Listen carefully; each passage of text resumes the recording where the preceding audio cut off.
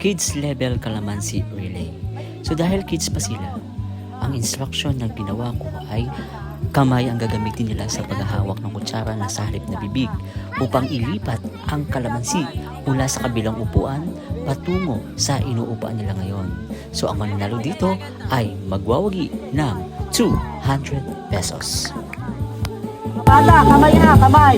Ililipat dyan ang kalamansi. Huwag hawakan. Sobrang sasaya ng mga bata at ang sarap pagmasdan ang kanilang kasiyahan at pananabik na makuha ang mga papremyo sa bawat larong sinasalihan nila. So ito, sisimulan na natin. Ready, set, go!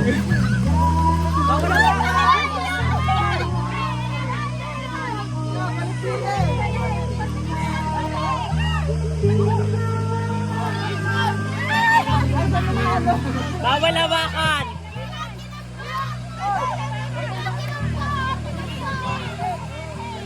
Oh, walang hawak! Walang hawak! Dali! Ulat!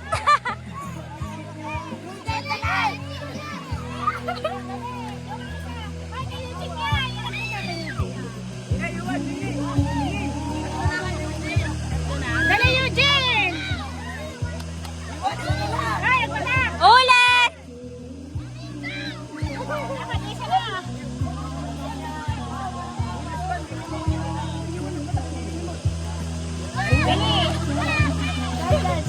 Oh, panalo na siya! Ayun, may nanalo na at tuwang-tuwa si Utoy. Magkakaroon siya ng 200 pesos.